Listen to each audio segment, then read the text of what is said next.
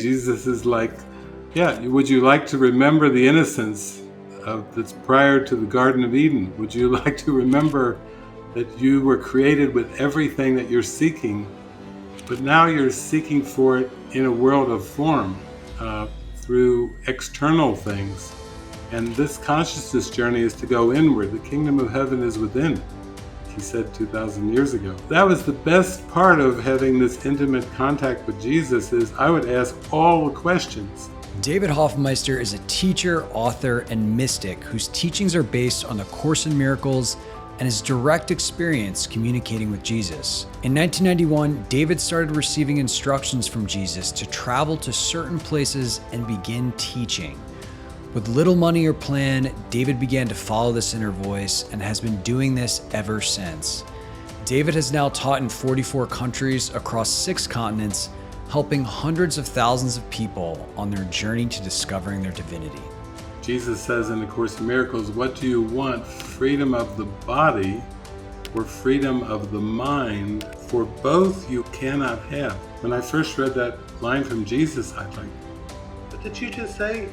Freedom of the body or freedom of the mind, for both you cannot have. And he was essentially saying, like in the Matrix, when Morpheus tells Neo, after he jumps across from one skyscraper to the next, and then he does that boxing kind of martial arts thing with him. He says, I'm trying to free your mind. So I got from Jesus the very same message that Morpheus was saying to Neo, I'm trying to free your mind. And I did ask Jesus, I said, but what is it? Why can't I have freedom of the body? What's wrong with that too? And he said, well, you either are a mind and pure spirit, and you might say you need to either come to see the reality of spirit and love and light, or a body identification, which you've got a lot of false definitions. David shares how Jesus methodically taught him how to deeply trust that his needs would be provided for. And Jesus has a section in the Course which is called 6 Stages of the Development of Trust. It's in the Manual for Teachers. And he describes, as you start to wake up and your consciousness opens up to its full potential, I call it forgiveness, then you will go through a number of stages that you will slowly develop the trust. All the stuff we learned to be business people, to make it in the world, I had to slowly let that stuff be washed and have miracles. That's why it's called A Course in Miracles. Daily miracles kind of show me that I could trust in the inner guidance as my source, as my provider, as my safety, as my security. David also shares how we can work with our inner wisdom to free ourselves from the illusions about reality created by ego. It has to come as an experience where you go, oh my gosh, this is what they meant when they said, as above, so below. Or that the world is just a pictorial representation of your state of mind. When the mind turns around to that, then you start to feel more joy, because then you can't play the victim anymore. You can't play the victim of circumstances. That's the ego's big guilt trip, is being a victim of what seem to be external circumstances that are beyond our control. And Jesus is saying, no.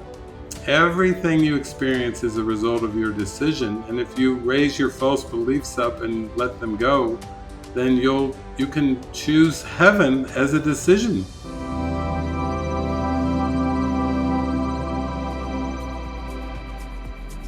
Before we get into this conversation, I want to ask you to join this amazing community of consciousness explorers. This whole idea of pursuing expanded consciousness and the boundaries of human potential while living a modern life is relatively new, which is why we interview revered masters, teachers, experts, and practitioners to help you on your own journey. To stay up to date on the latest conversations, simply click subscribe below and you'll be notified each time a new episode comes out. I am so grateful for all of your support and comments. I love reading them. Now let's dive into this conversation. Hey, David, how are you? Hi, Scott. It's beautiful meeting you, getting a chance to talk with you on this beautiful topic. Yes, it's beautiful to spend this time with you and connect. And as I was sharing with you before we started recording, I've just so enjoyed exploring your work in more detail in preparation for this. And I thought, a fun jumping off point for us would just be to maybe share with the listeners, when did your relationship with Jesus really become an intimate experience? I know both you and I were raised in a Protestant church and the Protestant work ethic kind of culture mindset, but I think it didn't really start to come alive for me until around 1986 when I had gone out to La Jolla, California to participate in an Association of Humanistic Psychology conference with Carl Rogers and Virginia Satir and some beautiful transpersonal psychologists, Francis Vaughan. And then that's when A Course in Miracles came into my lap, so to speak. I met two students of an Indian teacher, a Sikh man named Tara Singh, and they were there at the conference, and they had a book by Kenneth Wapnick, Forgiveness in Jesus, and then they had a book by their teacher Tara Singh, and it was called Nothing Real Can Be Threatened. And they also had a copy of A Course in Miracles. So I kind of had a kind of a mystical experience at this conference with all these people where the psychologists were selling their books and back in that day videos and CDs, so forth. And I opened up A Course in Miracles and I had this huge experience, like so much love washing over me and this kind of feeling like my life would be sent in another direction. Kind of a strange feeling for me. I was just working on a master's thesis at the University of Cincinnati, and then, wow, this was such a big, heart-opening experience. And I thought, okay, I don't know where to put this, but this is like a huge heart opening. And so that kind of brought me in contact with the Jesus. I had grown up in with religion and knew of Jesus, and I went to summer Bible study courses and classes and things, but it wasn't till this experience where it was such an intimate experience and it was so intensely personal, and it touched my heart so deeply that I feel like I made like a direct contact with Jesus on that day. And that experience was such a wide, like a mind blowing, mind opening experience. Sometimes people talk about when they take a psychedelic drug or something, which I never have, but I just hear what they say. And it was very transcendent and very vast. And it really got my attention. I just thought, oh, it looks like my life is going in a whole different direction than I had planned. Because all of us have our plans and Oh, ambitions for the yeah. future. And this was one of those that just stopped me in my tracks. And I thought, oh my God, uh, I've never had such a direct contact with the divine as this moment. And so that was I would say my deepening into my relationship with Jesus took like a huge leap forward on that day. And then it just accelerated even much, much more than that. Because that day was around back in August of 1996. And so it's been a journey into what we might call Christian mysticism ever since that fateful day for me back in August of 1986. Wow. Well, I mean, that sounds just like a tremendous experience. And I'm curious, as you had that kind of direct encounter and you had all these life plans and all these things, how did you feel? I mean, were you nervous about shifting courses? I mean, did you waver? What kind of happened next? Well, what happened next was the two gentlemen that were students of this Course in Miracles teacher, Tara Singh, invited me to come to Los Angeles. They had a house, a small house, and it was called the Foundation for Life Action. And I said, I was actually uh, in correspondence with a friend of mine who had also come to California. And he was into self-realization fellowship and Paramahansa Yogananda, and I contacted him and I said, you want to meet me in Los Angeles? Because I just had this amazing experience. And he said, sure.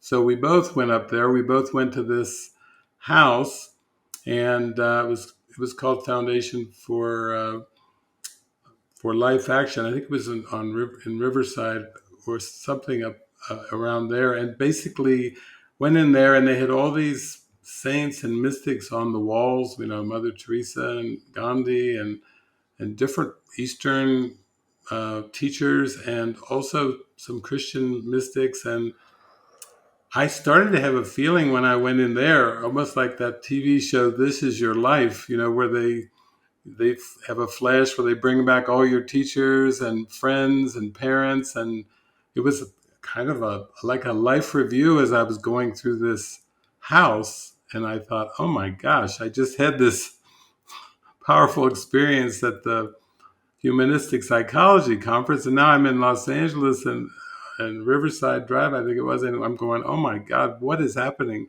Because all these people were smiling at me. Apparently, they've been on this path for some years and were part of a community out there with Tara Singh and devoted their entire lives to it.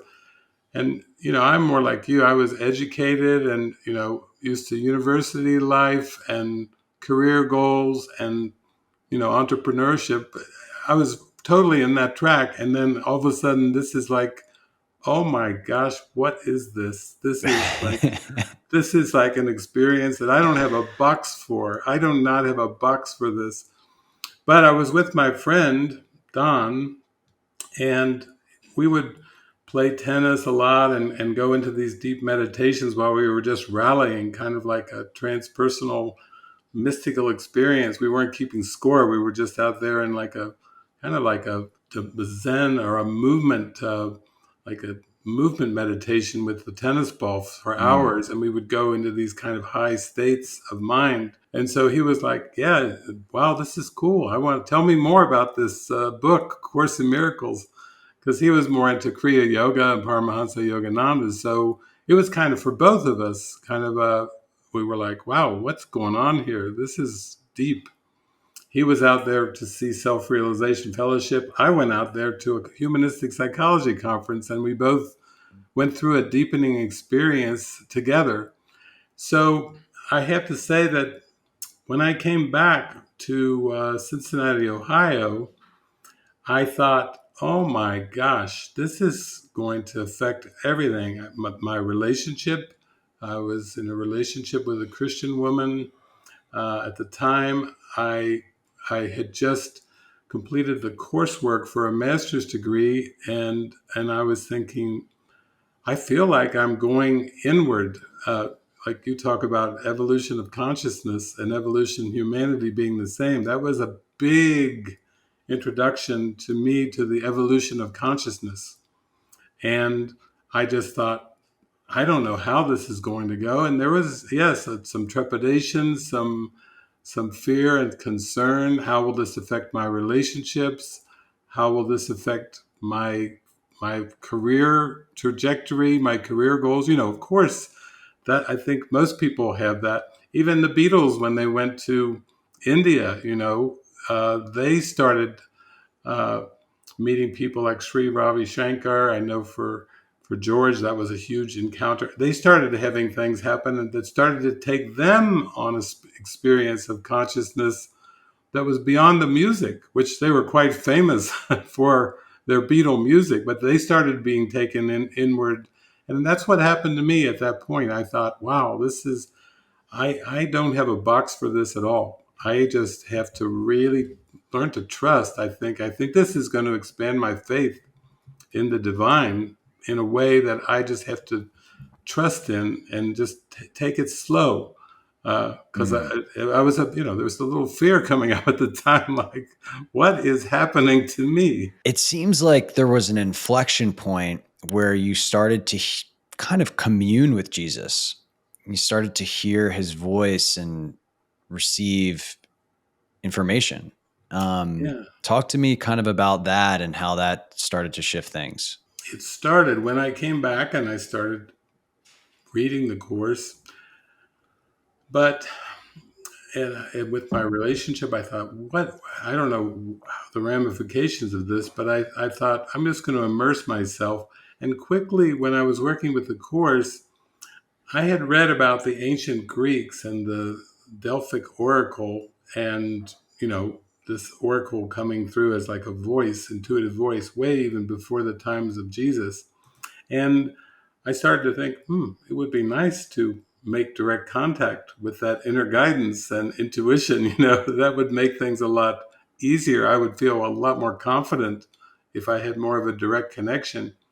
So I started using A Course in Miracles more like an oracle where I would just close my eyes and pray. And I would just let whatever questions come up into consciousness, because all of us have questions about religion, philosophy, what's the meaning of life, what's the direction of my life, what's the purpose of this relationship I'm in, the very common questions.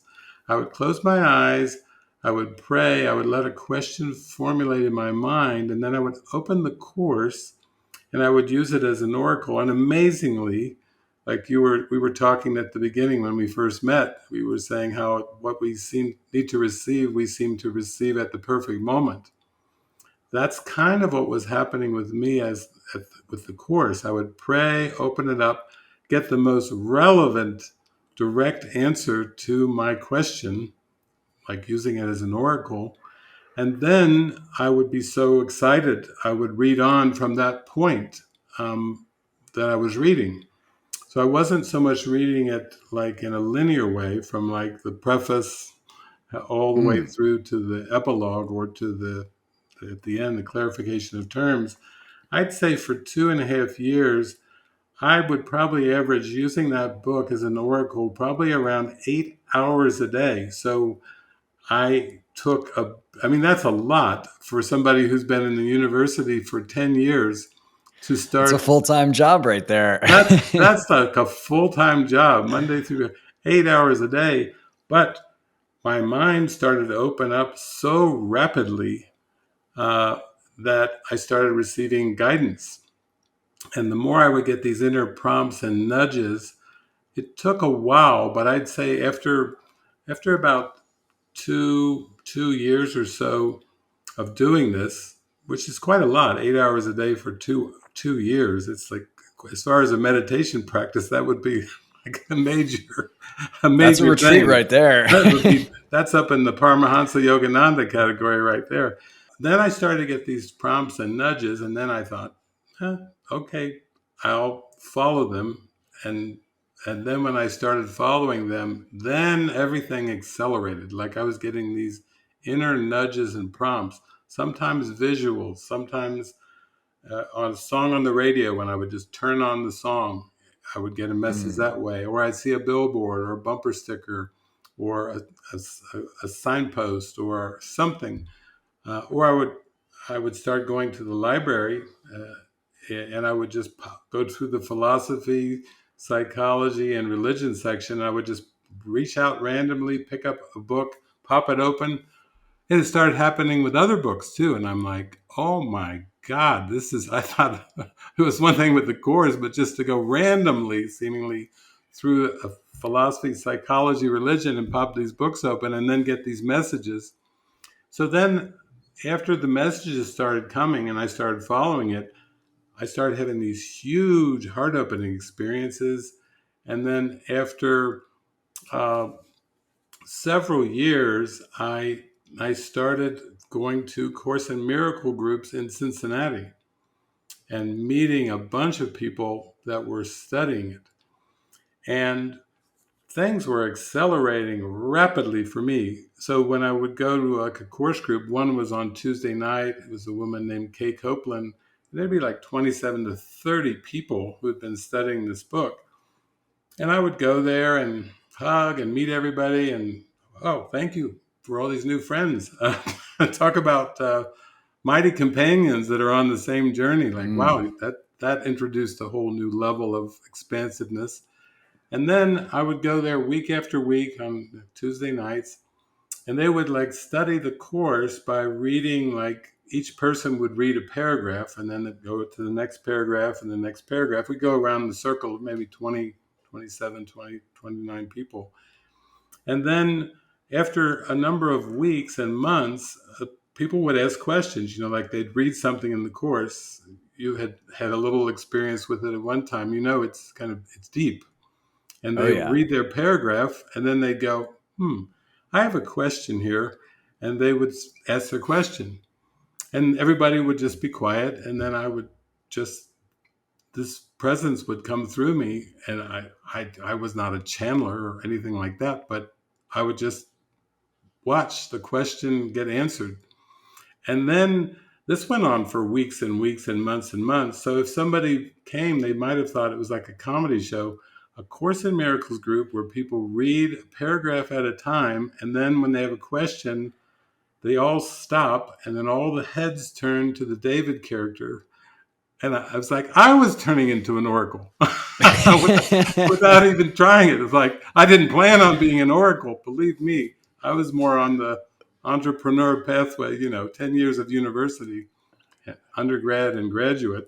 And I would just answer it, and they would go, yeah, great. And then they'd read more paragraphs, and this would go on week after week. It looked like something out of a sci-fi movie, with question coming up, all heads turn, David answers, and then they go back to read the book. So this went on for some time, but you can tell from that I was not only starting to make a connection with Jesus where I could ask questions and receive answers, but he was even starting to speak through me at Course in Miracles groups, almost like some kind of a channel. And I was totally unprepared for that. You can only imagine for yourself if that started to happen, it'd be like, weird, this is weird, that's the typical reactions I had too. Like, okay, this is really strange, but it seemed very helpful to me and to them. So it just carried on. I hope you're enjoying this conversation so far. If you like what you hear, let me know by clicking like, subscribing to the channel, and responding with a comment around something that you found interesting in the conversation so far. In addition to these videos, I do a lot of writing on the exploration of consciousness and my own personal revelations in my newsletter called Consciousness, the Doorway to Human Evolution. To receive these updates and more, all you need to do is simply head to the link in the description below, and you'll be added to the community of 20,000 plus consciousness explorers receiving weekly ideas and inspiration in their inbox. I look forward to hearing from you there. Now let's get back to the show. So that experience for you, you were kind of just a witness of that process. Yes. Yeah, it wasn't like under conscious control. It was more like I was a witness.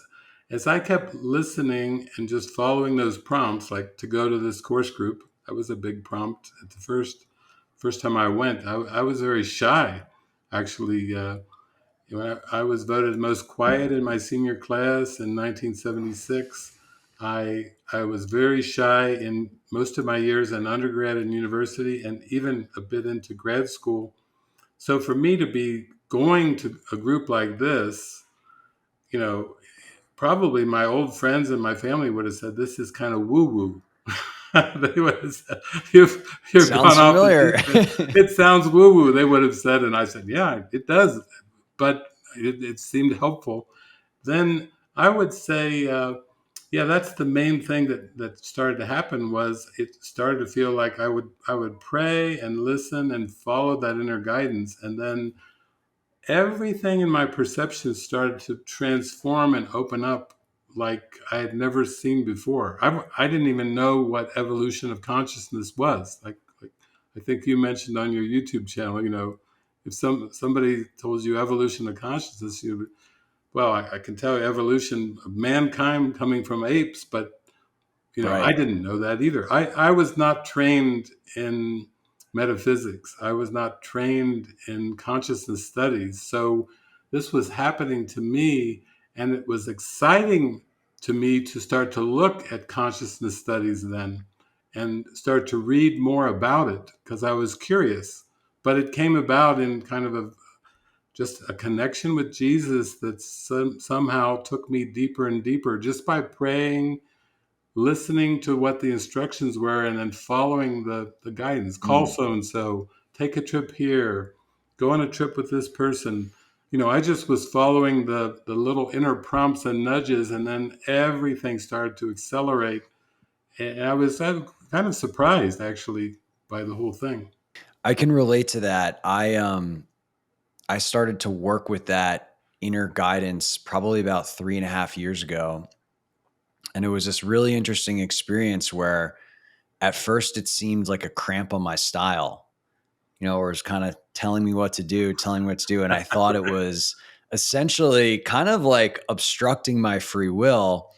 And I think, like you, what I learned through progressive experimentation is that that guidance is actually for your best interests. It actually results in the best outcomes. It can see around corners. It knows what your heart truly desires. And so over time, the benevolence of it revealed itself.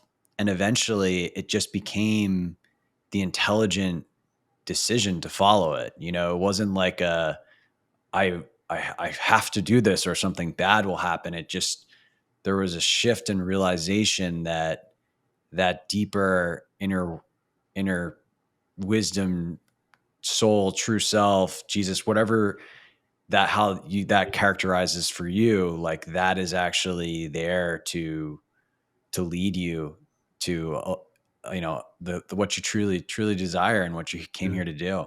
Yeah, I'm glad you brought that up because I think that kind of summarizes it for everybody on the planet when they start to come in contact with this intuitive guidance or however it comes. It can come in many ways, but it's a bit shocking to the ego because it feels like an intrusion, an invasion of privacy, uh, a loss of freedom of choice in form.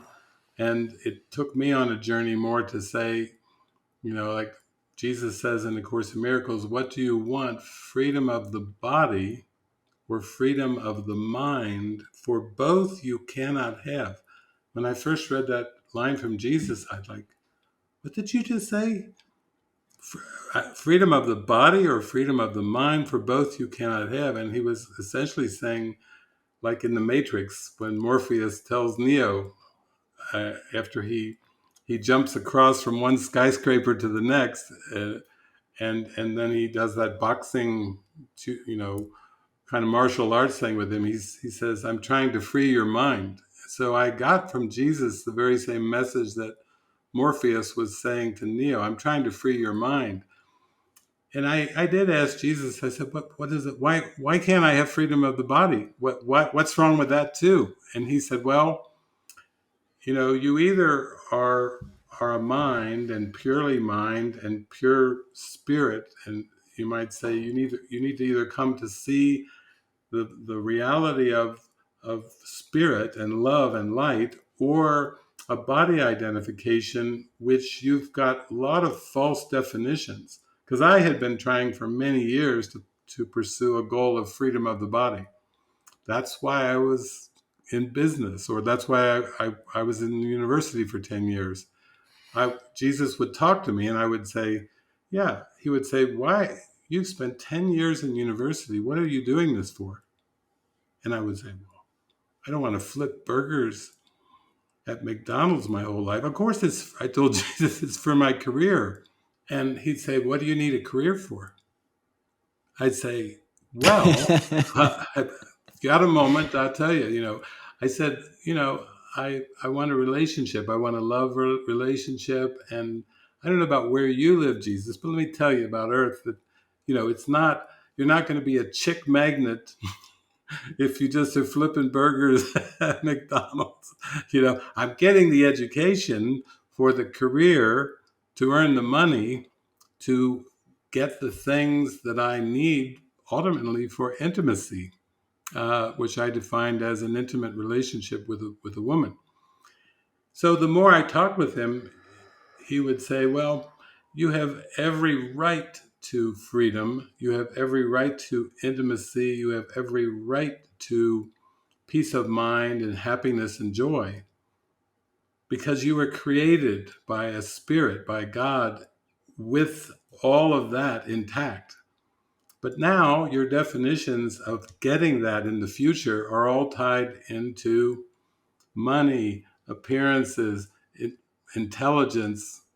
You're working a plan here that's trying to build a self-concept that is going to bring about an outcome of an interpersonal relationship that you believe you need for that happiness, intimacy, freedom, and everything. And you were created with that. When God created you in spirit, you were given the whole package of all of that. So this is, you and I were in the Protestant religion, they talked about the fall from grace, Yeah. you know, okay, Jesus is like, yeah, would you like to remember the innocence that's prior to the Garden of Eden? Would you like to remember that you were created with everything that you're seeking, but now you're seeking for it in a world of form, through external things? And this consciousness journey is to go inward. The kingdom of heaven is within, like he said 2,000 years ago. So that was the best part of having this intimate contact with Jesus, is I would ask all the questions. When he would say something like, well, why are you going with all this education? I'd say, for a career. And he said, well, what do you need a career for? I said, for money. For money, Jesus. I said, I don't know about where you live, but here you need money. And then he would say, well, I would try to tell Jesus, I would say, hey, listen, money doesn't grow on trees. They have apple trees, pear trees, but we don't have trees with $100 bills on in this place. It just is not here. And he said, I know that you believe that money doesn't grow on trees, and I know you believe a lot of things, and you're operating with your self-concept, your body, personality, self-concept, based on a lot of beliefs. But God created you perfect initially, and that's the original innocence of spirit. Spirit creates like itself. And now with this fall for grace, the ego has brought in all kinds of limitations, lack, scarcity. Like I would say, well, I want a career so I can have a good, work at jobs and earn money and buy a house and cars and, all the American dream and the whole thing. And he would just say, well, that's all based on a belief in a self-concept that is an image. And you can give all your skills and ability and your education and everything that you've learned in the ego framework, you can give that to the Holy Spirit. He said, give it to me, and I will use it in ways that will expand your awareness, expand your consciousness, and bring you back toward that light, that original creation of God, back to the kingdom of heaven, in a very step-by-step way, where nothing's ripped away, nothing's like taken away from you. It's more that things start to fade away in importance. The more you feel the joy in your heart, the more you feel that deep inner connection, that's what has to grow stronger and stronger. So to me, that was the best thing about having an intimate relationship with Jesus, is I could ask all the questions and he would patiently answer me saying, yes, this is what you believe. And he said, I know you don't believe that money grows on trees. It was very humorous too, very lighthearted. But also he would guide me, and eventually he would guide me to travel all around the United States and Canada and learn divine providence, learn that I was taken care of by inner listening, not by what I would do in form. And then he would start taking me to different countries. In 2003, he started taking me, not just the United States and Canada, but down to Argentina, South America, and then eventually to 6 continents and 44 countries, and being used kind of like an oracle in kind of a big way, that I would never have imagined in a million years. It was almost like, don't show me that at the beginning or you scare the hell out of me. But over the years, this has actually been like 38 years of working with the Course and Jesus. So this is, it's a lot has unfolded over those almost 4 decades of listening and following, and it's quite expansive. But I would have been scared to death if he even showed me a reel of what was to come. I mean, yipes! Get Well, out of here! it's quite the transformation to go from the quietest guy in the senior class to an oracle traveling around the world speaking Jesus's wisdom. And the thing that I wanted to zoom into a little bit was the divine providence. So I've heard you discuss there was a point where you kind of gave it all up. You retired the body and you just started to follow this inner wisdom. And I know a lot of people would hear that and would go, yeah, but like, how am I going to eat? How am I going to live? Like, the excuse monster will just start raging Yeah. around why that is not a realistic proposition. And so I would love to hear how you were able to make that leap and what you learned. Yeah, I had all those doubts too at the beginning. How am I going to live? How am I going to eat? Where am I going to stay? If you want me to travel, my gosh, this is the United States of America. You're not just going to be staying with people you never met. you know, I This is mean, before Airbnb, where that was right. This is even, before a thing. yeah, we have motels and hotels, but I'm like, I had all the questions and doubts. So, at first, Jesus would say, "Well, we're gonna take a trip. We're gonna take you on a trip up to the Catskill Mountains from Cincinnati. That was a couple days trip. If you hang and drive the highways, and so I was like, okay, I'm open. And then because it was a place called the Foundation for A Course in Miracles in the Catskill Mountains, Kenneth Wapnick and his wife Gloria. So I'm like, okay, I'm open, but I'm living a very simple life. I've got a, a, a little Chevy Chevette. At that point, though, I had a little Volkswagen Rabbit that was not doing very well. And I was like, okay, I hope I can get there. And then Jesus guided me to go to a yard sale. So I went to a yard sale in Cincinnati, and then I went to the backyard, the whole family there. It was a nice family yard sale. And they all started coming up to me. We know you. We know you. And I say, what? I'd never met these people in my life. The whole family, like six of them, parents and children, mostly, teenagers and 18, 19-year-olds. Where do we know him from? Where do we know him from? I said, well, thank you. I'm happy that I'm at your yard sale. But I said, okay. And when I went around, and then they said, oh, I said, I'm taking a trip soon. And the funny thing happened when I pulled up to in front of your house. My car, which was an old Volkswagen Rabbit, like on whatever 1984 or something, Champagne edition, it died.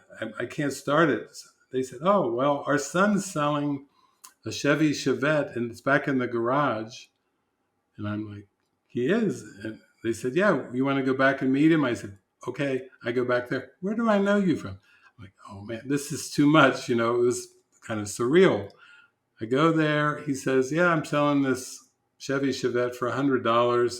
It needs a new starter."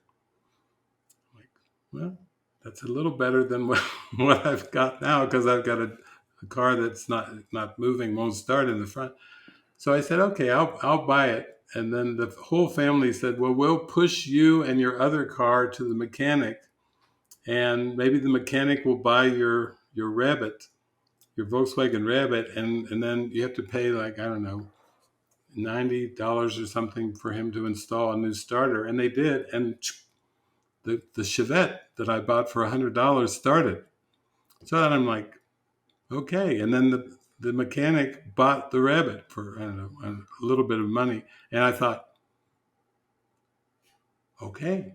So then a couple days later, I took a trip in this little Chevy Chevette to the Catskill Mountains, to the Foundation for A Course in Miracles, where I met people from all over the world, translators that were translating the Course. I started having these deep encounters. It was very much like a dream, where it was all these deep encounters. And Ken Wapnick was holding a retreat for a man who had passed away, who had been a Course in Miracles teacher and a Baptist formerly a Baptist minister, and all these people from Oklahoma had come up there, and I met all these people, and it was very mystical, and everything unfolded with this little $100 yard sale car. And then when I left, a lot of the people said, well, if you ever travel, just contact me. They started giving me the little, this was before iPhones, little strips of paper with, phone numbers. And then later on, I would take my first trip where I would just go traveling, and I didn't have much money. I had a little car. By that time, I had a little Chevy Sprint, and then I was guided to take a trip, which turned out being 5.5 weeks, where people took me in, where people who I had met in Roscoe, a lot of them took me in, and I started traveling without any kind of organizational support, any kind of like church support. I didn't have a lot of money in the bank or a portfolio or CDs and everything. I was living very simply, but every single day things would show up. People would invite me to their house or to a Course in Miracles group to talk. Do you need some money? Do you need something for put gas in your car? Oh, actually I do. I was and what Jesus was telling me was, I'm going to have to teach you to be reliant on me and divine guidance for your sustenance. Of Mm, course, you still believe you have to eat. Of course, you still believe you need a place to lay your body down in safety, security. Of course, you still believe all these things, but I'm going to use the guidance to build your faith and trust that I'm with you. And if you'll be a spokesperson for me and you will share the message openly as I come through you, then I'll take care of everything else. That's a lot. The ego part was like, what?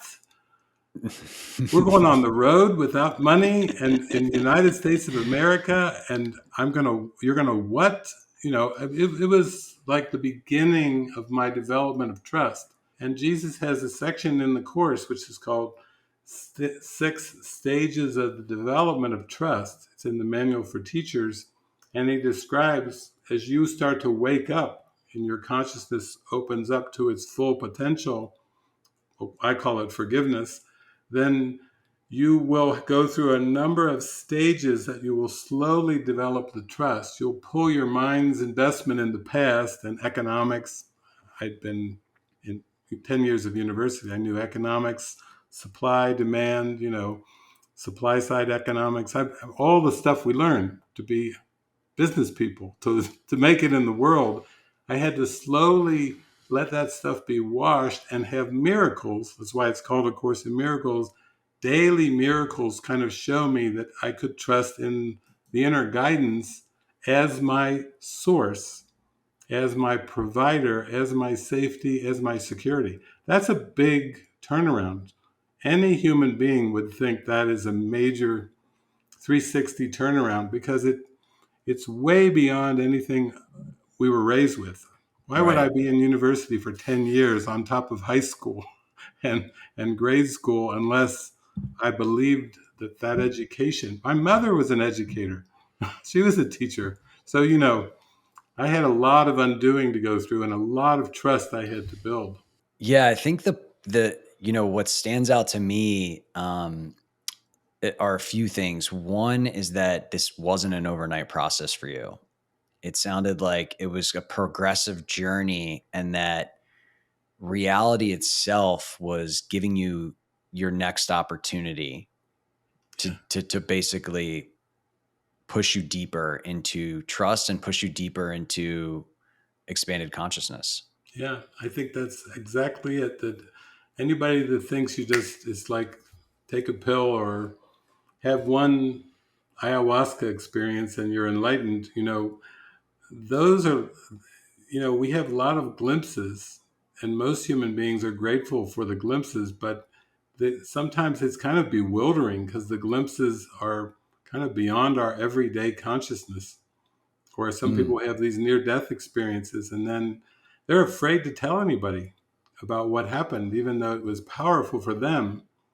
in their experience, they were afraid to tell their friends and family because they're thought of as weird or strange or wacko. So I think the Spirit is very gentle with us, that it just is we're willing, and we become more willing, and more than that, even we're ready. We have to be like spiritually ready. Even if we're willing, but if we're not ready, it's still not going to happen. But when we're ready and willing, there's that moment where the light can come through in some kind of an experience where we can take it in and go, oh, okay, this Mm. increases my trust. This expands my faith. But it has to be it has to be based on what we're ready and willing for. And yeah, that's why you can't force it. And a lot of Mm. times I know people who have big experiences with in meditation or with psychedelics, they have a difficult time reorienting after that. Sometimes their consciousness is so shaken up and shifted by one experience that it takes sometimes days, weeks, or months before they start to stabilize a little bit and kind of integrate that experience, because the ego is so resistant to the light. It's very, very resistant. One of the things I've heard you talk about, and I might butcher this, but that essentially the world of form is kind of like the ego's attempt to make you not experience certain things. And I would love to hear more about that perspective. Yeah, well, there's things that I learned in Christianity years ago that I didn't understand. I mean, I read the Ten Commandments, and I knew that Jesus emphasized the first two, but there's a part of the Bible that says, "Hold no idols, hold no graven images, and no idols before the Lord thy God." I don't really think as a child and a teenager, or even in my 20s, I knew what that meant. What do you mean, hold no graven images before the Lord? Is he talking about totem poles in Babylonia or Right. something? That's what I thought it was. But the more I get into it, I start to see that the ego is the belief that there is no God. It's the belief in separation from God. So it's a total denial of love and oneness and eternity and infinity. It's a denial of divinity. And so it makes up an imaginary world, and it you might say these idols become like temptations or lures. I mean, most people, if you talk to most people who have addictions, they would say they have an addiction to alcohol or to drugs or to sex, or maybe they have a shopaholic, they have a shopping addiction. They seem to be addicted to things in the world, and it seems to be very limiting on their happiness at some point. But I would ask Jesus, I would say, what is going on here? And he would say, well, in the consciousness, you really only have one addiction, and that's judgment. And that's why he taught in the Bible, judge not. He wants us to accept our divinity, which is just pure love. But the judgment was made up by the ego to cover over that divine love. So now the Holy Spirit and Jesus have to use what the ego made, which is judgment, and use it in a way that unwinds the mind from this false, tiny identity that's made to take the place of the Christ, of being pure spirit. And so what I started to discover was, oh, I see it now. So whatever I learned before from education, my parents, my culture, all the preconditioning, I just have to hand that over to you and let you use it for what we're doing right now, is having a podcast that's using words and the symbols of Scott and David in a helpful way, that someone may watch this and go, that's fascinating. There seems to be more. There's some hope that there's more than what I seem to be. And and that to me is very practical. I didn't want some kind of theoretical, theological religion or metaphysics. I want the practical experience of happiness. of joy, of freedom, of peace of mind. I'm in it for the experience, not in for the theology or the metaphysics. And I think that's the most important thing I would convey, is that when we start to follow this inner guidance, we're doing it for the right reason when we're doing it for peace of mind. When we're not doing it for pride or trying to build something. You and I have to admit, we spent our lives trying to build something. We were builders. That's what entrepreneurs are. They're builders. And Jesus is like saying, that's good. That's okay. That's using the power of your mind to develop skills. But then he was saying, if you give me those same skills, I will help you unwind from the false identity and show you the magnificence of your true identity and spirit.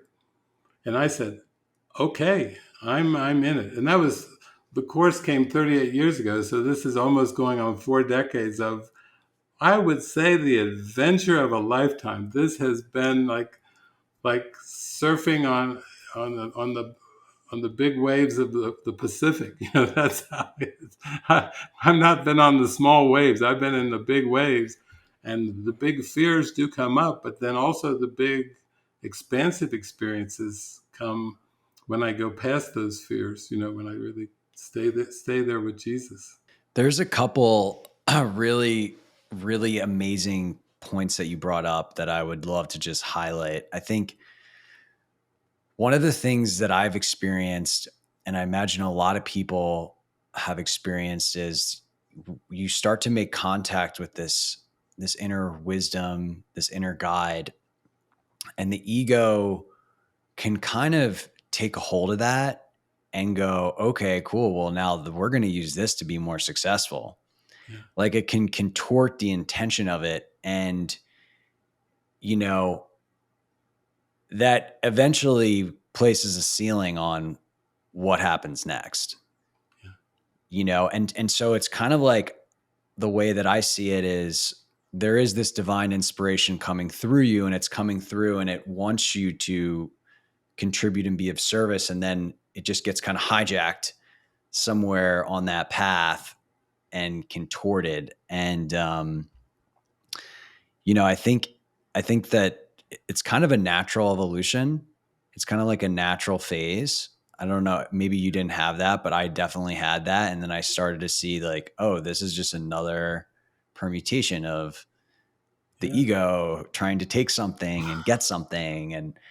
And so, yeah, I mean, I'm curious if you experience that, if you see that, and what advice you would have for people. Yeah, I'm glad you brought that up, because I would say that even though in the ultimate scheme of things, spirit is real and the ego is not, that when we believe in the ego, we make it only by believing in it, and we dispel it by withdrawing our belief from it.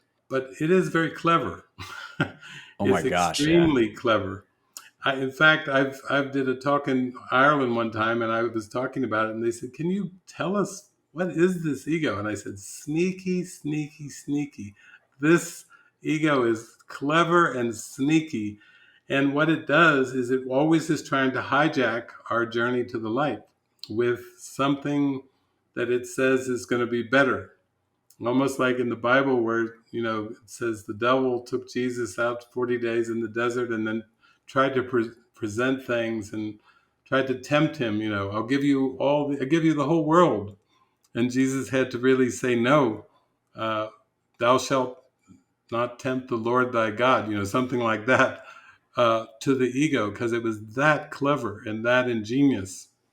So, yeah, of course, that's the thing that we face. And it's a journey to humbleness. It's a journey to true humility. It's a journey to letting go of the mask of personality and letting the allness of spirit come shining in our mind, completely lighting up our darkened mind that's been asleep and dreaming. And so I'm glad you brought that up, because it's like those are the temptations to try to take.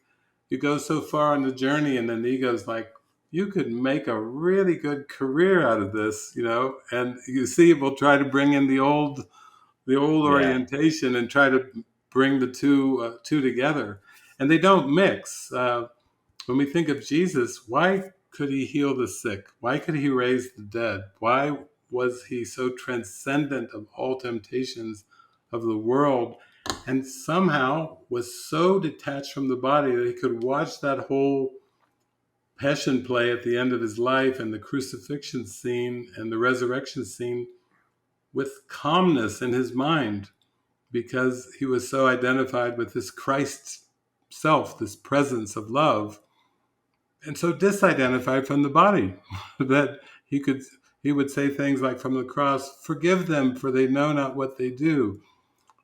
What are Scott and David going to be on a cross with nails sticking in our limbs and going, "Forgive them, for they know not what they do"? This is a transcendent state of mind for sure. But I think that, like you say, it's a very deep journey, and we have to have such faith to stay with the calling of our heart all the way to, I'll call it self-realization, or what the Greeks called know thyself. It takes a lot of faith to hang in there and not get sidetracked with one of these ego things. I mean, I think it's particularly hard today because it's so uncommon, but I guess maybe it's always been uncommon. Um, but yeah, it is a noble, continuous unfolding process. And I think another thing that you touched on that I think is so interesting is a lot of people probably hear how you've lived your last 38 years or whatever, just like following this inner voice and just, essentially abandoning your quote unquote will, and think that probably sounds boring or like, but that doesn't sound like a good life. And I would be interested to hear how you would respond to that. Yeah, I know. I think that was my fear at the beginning, was like, well, I don't want to just sit around and go all day and meditate for 12 or 16 hours a day. That's not my idea of an exciting life. But I think through the miracles, like, Jesus has let me use the things that were things that I really enjoyed. Like, I enjoyed music. And so Jesus has given me a huge use of music meditations and amazing mystical experiences through music, because I enjoyed music. Movies. I always enjoyed going to the movie theaters and movies, and now after decades he uses movies as a teaching device. So I developed a website called the Movie Watcher's Guide to Enlightenment, mwge.org, and people come in there and they'll look at movie reviews, and then they'll look at teachings, and then they'll actually go through experiences of watching movies with me, my Jesus's commentary of the movies. You see a movie like The Matrix and you think, wow, wonder what Jesus would have to say about the Matrix all the way through the movie, scene by Wow, scene. interesting. People have had mystical experiences in watching movies with me because I liked movies, and Jesus uses what David character was enjoying. So it's almost like taking the music and it's expanded my experience of music. It's expanded my experience of movies. The perspective that I see things with now is much higher than it was. And then also Jesus uses relationships and companionship and the things that we find valuable, most valuable as human beings, in very expansive ways to expand our awareness, because they're used for forgiveness, not for pride and narcissism and greed and all the envy, jealousy, the typical ego things that come into relationships. They're more of a blessing, like a synergy. I think of the Franciscans, St. Francis and his group. Granted, St. Francis was not an entrepreneur. I grant you that. But the thing was, his father was. His father was one of the most famous entrepreneurs in history. Anybody who watches the movie Brother, Sun, Sister, Moon can see that St. Francis's father was a major entrepreneur of the 1200s in Italy. And and then you start to see Francis having to go inward and go more towards a guided life. But he had to face the same things that all of us did. And I think my life has been anything but boring, but it's because of the joy that in my heart that came from following the guidance. That's where the boredom vanishes when you get into the joy. Deep joy, transcends the feeling of repetition and boredom. Yeah, it's interesting because I think deep joy is what most people want, but they just don't even consider that this is an option to to attain that because it's so not in our realm of conditioning. Yeah, that's it. We've kind of sold ourselves short. We kind of resign ourselves to the human condition. Like, all right, I was born. I'll count my years, and grow old and die. People are so resigned to that program. And then there's two workbook lessons in A Course in Miracles, which I think he gives. Workbook lesson 163 and 167. He gives a sermon on death. And even death is not what we think it is. Sickness is not what we think. We think it's of the body. Really, it's of the mind. Listening to the ego is where our sickness is. And we really think that death is of the body. But he's saying, no, any state of mind that's not supremely happy is death.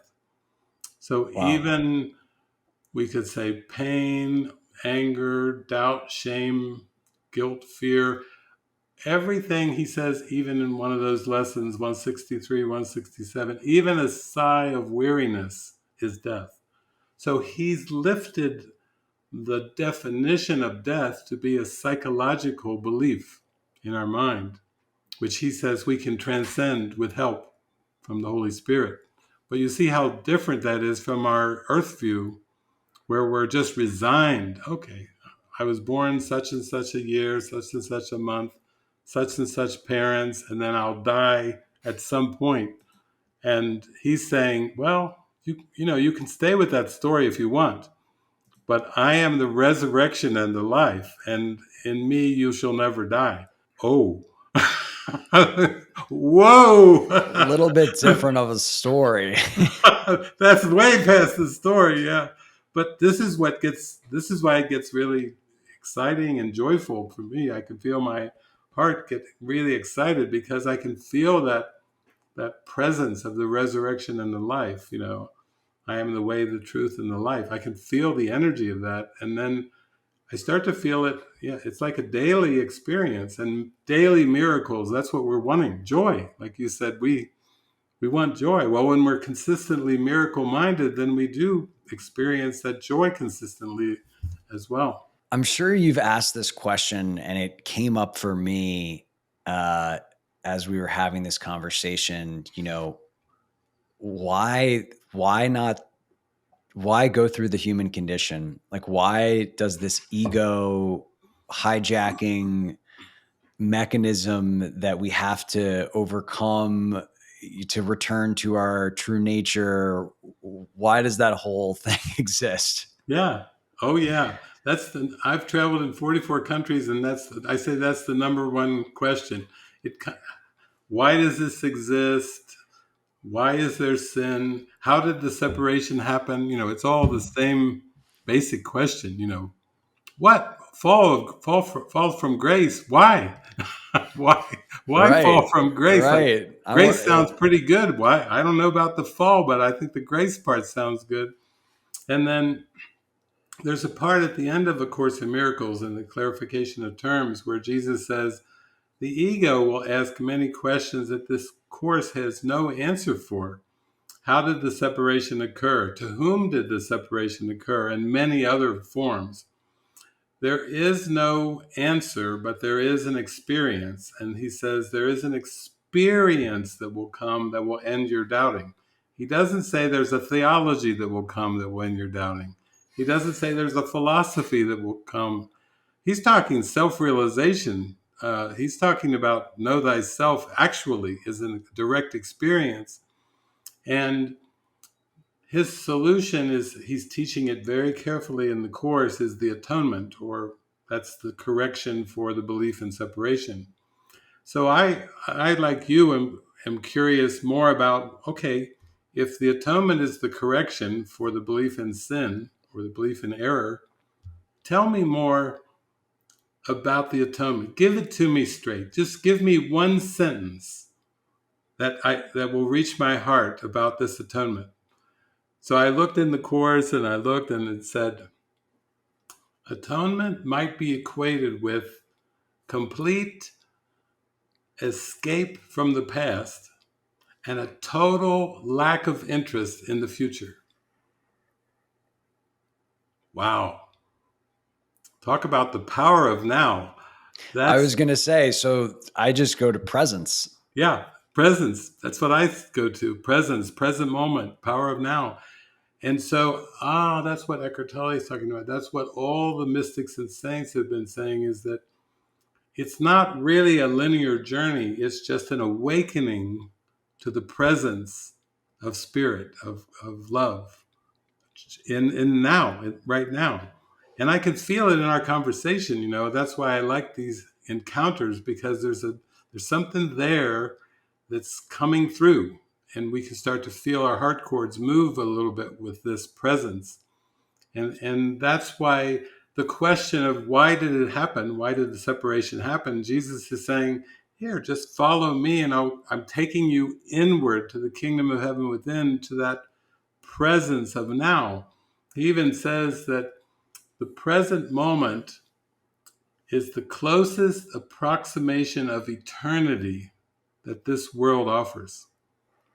Wow. The present moment is the closest approximation of eternity that this world offers. So now we see why Eckhart Tolle just goes on and on for decades talking about the present moment, because he can't help it. The spirit's got him. Yeah. Well, truth is truth, Yeah. and it doesn't need to be changed. Yeah. Now one of the other things I wanted to ask you is, you described that earlier experience where the information about how to move through reality started to show up beyond just the inner voice. It showed up in the book at the library and the billboard you came by and the thing the person said to you. And I'm having this experience as we're having this conversation. I mean, there's very clear pointings and things that you said that are directly intended for my next step, call it.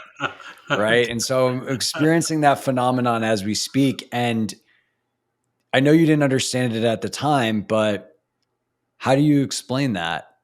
Well, I just think the mind, when the mind is ready and willing, then it just appears, because there's an openness for it. Like, I think of the world as just a world of symbols and perceptions. So sometimes we get messages in dreams, nighttime dreams. Sometimes we get it in meditation. Sometimes just with our eyes wide open as we're walking around or talking to somebody, we start to get these things. But I think it's when you're ready and willing, then it appears. It is just obvious. It's very evident. Now, the willingness is something that we have to kind of bring with us, every day. I think we have to bring the gift of willingness. Like, I'm willing. I'm willing. Show me. Like in The Wizard of Oz, okay, if Kansas is going bye-bye, then show me the way. I'm willing to be shown. But the other part is the readiness, and that's where I think, like from an Eastern perspective, where they talk about reincarnation, where you kind of reincarnate many different times. I think that reincarnation is kind of a nice symbol to say that when your mind has opened toward the light and toward the truth, maybe through many lifetimes, that you're ready in what this appears to be this lifetime for what you're ready for. but it's not something that we cultivate between birth and death. As entrepreneurs, we can cultivate a lot between birth and death, but not readiness. Readiness seems to be prior to this lifetime. Just like we have like children who come in and they can do opera or they can play the piano. They're these little prodigies, 2, 3, 4, 5, 7 years old. Clearly, they did not develop the prodigy experiences in this lifetime because they didn't have the time or the training or anything. They've carried that over from something. And people would say, did they carry it over from the past? And I would say, well, those are just skills in the mind, kind of like that movie, The Island, with Ewan McGregor, where he carries over all these skills for driving motorcycles and high tech things. But it's like it's in our mind, but we have access to it. And that's why sometimes children who are prodigies, they can paint these amazing paintings and sing these amazing songs and play Beethoven and Mozart concertos on the piano at a very young age, is because they're ready for that skill to come through. Whereas for most humans, we think more in terms of long, linear developmental terms, like it would take years and in the conservatory of music and practicing and honing your craft. We're used to that thing. But now with quantum physics, we're realizing that even our perception of science and human development of consciousness has been mistaken. That I talk a lot about quantum physics, and Newtonian physics was a worldview based on externals. We learn the world based through our interactions with an external world. But there was a philosopher in Germany who actually never left Germany, Immanuel Kant. And you talk about questions. Here's a philosopher that asked the question, how do we know what we know? Wow. How's that for a philosophical question? How do we know what we know? He asked that question, this Immanuel Kant. And then he said, we probably know it one of two ways. We either learn it through externals, through external learning, and it's called like a priori, or we either learn it through our five senses or we learn it prior to our five senses. Like we have something in our minds deep within us prior to even coming to this world. And that's how we know what we know. That's a pretty deep philosophical question. Do we know what we know from the inside or from the outside? And he said, I think it's the inside. Well, then Einstein came along, and then all the quantum physicists came along starting around the 1900s, and they said everything we thought about science, which was based on empiricism and the scientific method, empiricism, which was Isaac Newton, and everything Newtonian physics, is one whole worldview. And now quantum physics is an entirely different view of the whole cosmos that's absolutely different from Newtonian physics. And it's basically saying that what we perceive as this world is just consciousness. It's all consciousness, which is what I know you've been exploring. I saw with your first YouTube, you thought consciousness was something over here, and then evolution of the human species was something over there. And your whole program is saying, what if they're collapsed. The same? And that's what quantum physics does. That's what overturned Newtonian physics. And now the findings of quantum physics are completely different from everything that was Isaac Newton and before. So most of us grew up with textbooks of science that were Newtonian physics. And now it's no longer relevant. We're seeing that the quantum perspective is that everything's consciousness and that everything's energy, and that we just see dense forms of energy that are vibrating at slower rates. And Einstein called this world an optical delusion of consciousness. Einstein, perhaps the most famous scientist of all time, called this world and this cosmos an optical delusion of consciousness. He said the past, present, and future is just a stubborn perception. Mm. Oh my God. And quantum physics goes way past it. So that's why I do a lot of talks on quantum physics, which don't really seem to involve religion terms, but I talk about the same awakening from a quantum perspective, especially when I'm in countries where they're anti-religion. I do the whole talk in quantum because Well, I have yeah, there's to. exactly. I mean, there's definitely, a science worshiping program that has existed in our culture that like that's the access point and language that has to communicate these things. But the thing that I experienced that it sounds like you experienced is there comes this point where as the awareness expands and there's just more purification, you just start to see such a coherence between the inner and outer that it's so perfect that there's no other way than it being the same thing. Yeah, yeah. Right. That's And it. like, That's it. and like, that's the only way. And so it's like, you have that realization of like, you found the book in the library because that is you. Yeah. Yeah, that's it. Like that's that, you know what I mean? It's like, oh my God, like that all these breadcrumbs that were left were there because I did it. Like because that is the true I Yeah. was leading you back to that. Yeah. That's it. And And that's so experiential too. It has to come as an experience where you go, "Oh my gosh, this is what they meant when they said as above so below." Or that the world is just a pictorial representation of your state of mind. Wow, yeah, that's the way it seems. That book on that shelf at that moment as an answer to that question wasn't random. It wasn't an accident. It was actually predictable.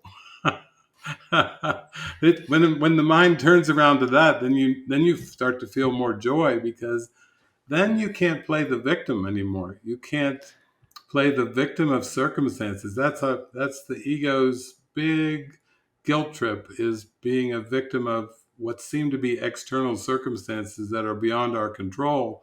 And Jesus is saying, no, no. Everything you experience is a result of your decision. And if you raise your false beliefs up and let them go, then you can choose heaven as a decision. Most of us were not taught heaven was a decision, but Jesus is actually teaching us that in the course. That's a workbook lesson. Heaven is a decision I must make. yeah, and I think, I mean, what comes up for me is like you have this realization of kind of like everything I'm experiencing is mind and I'm mind and I'm experiencing myself. And you're like, whoa, okay, that's fucking awesome. But then it's also like, okay, well then crap comes up and you think about, oh my gosh, I need to go and make money or something. Like, the ego comes back in and it's like, I think some people have these um, just like permanent radical openings. And then other people have this kind of more continuous dance where like the scales shift, Yeah, and the realization stabilizes. yeah, Um, and I think it's just an important point because, you can have that understanding and then have your ego take over your thoughts again.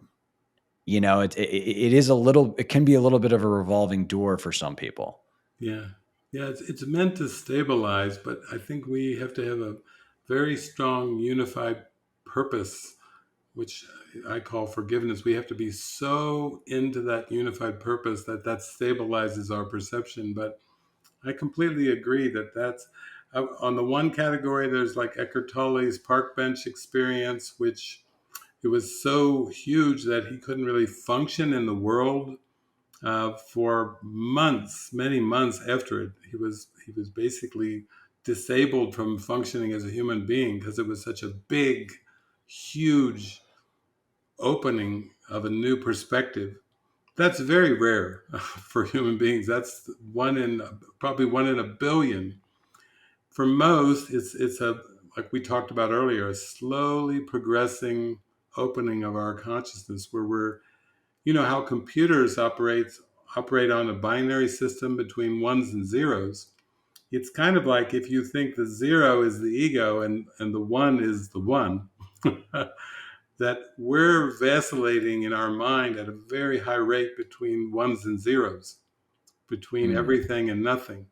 But it's covered over by time and space, so we're not really aware of that vacillation.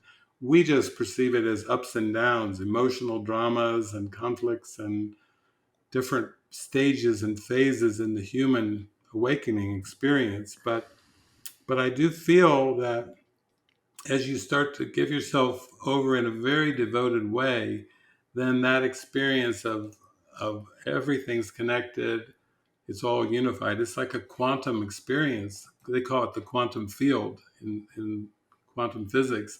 You start to, Rumi talked about it, the great poet. There's a field, I will meet you there, he said. The poets talk about it, the quantum physicists, everybody's talking about it in different languages, but I do feel it takes a lot of faith to truly let go of the past. Um, for me, the divine providence experiences were strong as I took a 5.5 week trip, a 6 week trip, then trips all around the world, multiple trips around the world, miracles, miracles, everything's provided. It took a long time before I wasn't thinking about money. Jesus is like, your consciousness is really focused on money because you believe money is a means to an end, a means to a future end. And he said that the present moment is your means to God, to awakening. It's not, money is just a symbol, but you've given it a lot of belief that it can get you a lot of things. But the ego is the getting mechanism. That's why the ego wants the money, because it wants to get a lot of things for its own purposes, pride and false identity. But once you start to go more into divine providence, you start to really experience that there's such a deep flow through the day that you're in this big river of flow, and then the money is just symbols that is talked about in some interactions, but not from a place of need or want or lack or desire, just from that high place of, oh, it's just symbols. I think Eddie Murphy had made a movie about that with where he had this tree, something about 1,000 words or something, but he had this tree and he could get this wisdom, but in the end, it always is the ego's use of this world that provides the conflict. And the spirit can use money and all the symbols almost like a happy dance, like some kind of big happy dance, a happy dream, where it's just symbols being used by the divinity to express the truth. And then it's not a need or a lack or a want. And then we don't get into reciprocity or I'll do this for you if you do this for me. I'll scratch your back if you scratch mine. I'll do you a favor if you'll do me a favor. Jesus teaches us that reciprocity, which is the basis of our entrepreneurial system, it is itself a trick. And then we have to really see past that one. Sometimes it takes many years. It could take decades to see past that one because it seems like it's such a world of scarcity. And as long as we believe in that scarcity, which is really our false identity, then we're caught up in a game of, wow, I had a great mystical weekend, but it's Monday morning. Right. Time to go back to the grind. That's for most people, that's how it feels. Yeah. Or I'm going to use that mystical weekend to help me in my money making Yes. endeavor. Yeah. Um, so yeah, But it I all mean, works it's, together for the good. I think even people who seem to have a lot of financial success and have a lot of things that just start to come, let's call it the secret or manifesting.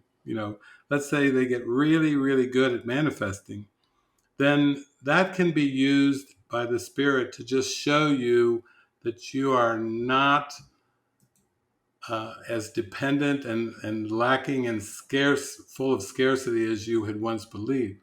Like I was giving a talk in Michigan one time, and I was at a Course in Miracles group, and I was giving the talk, and I gave the first half. Then we took a little break for snacks. And during the break, a woman came up to me and she said, I'm the manifesting lady. I can manifest anything. That's what I do. I manifest relationships, houses, cars, diamond rings. She came to me during the break and she said, I can manifest anything. And I've been doing it for years. And so I said, well, that's wonderful. That's absolutely wonderful. I said, when we come back, I said, why don't you start to tell, maybe spend maybe 10 minutes and tell some of your best manifesting experiences for the whole group. And then after that, I'll take it from there. She said, great. So we went back. She gave 10 minutes full of all the greatest hits, her manifesting greatest hits. And then I said, afterwards, I said, thank you. Thank you so much for that. Now,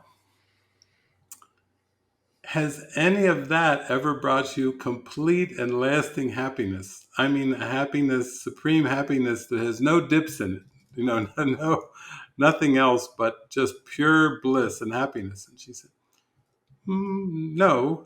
And I said, okay, well, let's just say that maybe manifesting is just a step along the way to mm, starting to realize that we both have everything and are everything regardless of the form. And then I launched into talking about prayer. Like when we pray for specifics, specific things, specific outcomes in our life, relationships or bank account or house or career or whatever, whenever we pray for a better outcome in the future, we still have the belief that we know what a better outcome would look like. See, isn't that how subtle that yeah. is? The ego is pretty tricky. The ego is like, of course, it's better to have more money than less. It's better to have a big house and a yacht and a gorgeous girlfriend or wife or boyfriend or husband than you've got. But what if that's just a part of another belief that if something changed in form, my life would be better? And what if we call that manifesting? And then I said, what if there was a state of mind where we realized we had everything and are everything right now? And that's what we talked about for the rest of the gathering. But you see how Jesus just scooped in the manifesting part and said, good, good, good, let's use that. And then let's take it Yeah. one more step. Yeah. Yeah. I mean, I think it's so cool that what we're talking about accommodates everything. Yeah. That's Yes. like the thing that's so interesting to me is how those things are still symbols to bring you back to truth. Yeah. Like there's no wrong or right forms. It's accommodating awakening to truth. Everything is accommodating the awakening to truth. How lovely. How And beautiful. also how amazing is that perspective to help with the whole like all the polarized thinking of better, worse, separation, and to move into a deeper state of humility. Yeah. That's So, everything. I actually was doing last year I was doing a retreat in Mexico. And there's a man who's a very, very successful teacher. When I met him and he started telling me all of his parables, who he used to be way in debt and all these things, all these miracles that happened. I laughed and I said, "You are the Tony Robbins of A Course in Miracles." I told him, because he'd gone from rags to riches, kind of Yeah. with A Course in Miracles, and he flew all the way over from Spain just for like a 2-day retreat with me. And during the retreat, he said, "Okay, here's my burning question for you." And I said, "Oh, good, good, good." He said, "My partner and I were just looking at the ideas of children and pregnancy and she wants a child and I don't." And I said, "Okay." And he said, "And I want to ask you, where do we go from here?" There's a practical question based on circumstances. And I said, "Well, this is an invitation to go really deeply into prayer for both of you. If you go deep enough into the prayer of your hearts, you will find that when you pray together deeply with no investment in outcomes, you will be told the same answer." And he was like, "Okay." So he flew all the way back to Spain to put into practice what I had said. And then I talked to him some weeks or months later, and he goes, "Wow, it's amazing. That's exactly what happened. They were able to merge like a Vulcan mind meld in Star Trek. They were able to merge their mind to come to such a place where they were able to lay aside preferences and beliefs and opinions and ask God, what is the best here for the whole universe? Take it away from personal wants, personal desires, and everything, and then receive together the same answer." And they had a child. It was for the goodness of the whole universe. It was again prayer. The prayer is the mechanism of miracles, and that's where we can come into alignment with our source, and all differences fall away in that deep prayer. So that to me showed me a lot too, that he was so willing to fly across the world to meet me, to ask that question, and then to go deep into to find it, to be shown, to be given it. I thought that was a beautiful example. It's an amazing story, and just a powerful example that everyone can take and consider with their own practical questions. Yeah. But David, I think we got to bring this one to an end. I could talk to you for 8 hours a day like you did your book back in the day, but unfortunately can't do that today. But I'm very grateful for you. And I'm sure people in here, there's going to be some people that are pretty interested to learn a little bit more about, what do I do with this conversation? Where can I go explore this more thoroughly? Where would you suggest people find more information? Well, like I know you have a YouTube channel, and I do put a lot of videos. So they just type in my name, David Hoffmeister, and A Course in Miracles, like YouTube channel, or there's a community of people from around the world called Living Miracles. Those are beautiful videos, just like the one that we're having here is a beautiful podcast. And yeah, if once it's ready to go, you can just let me know. I'll put it out on my social media, and then they'll get to meet Scott Britton and hear your beautiful openness and questions. And it's just keeps extending and radiating that way. But I think, yeah, YouTube or just Google my name.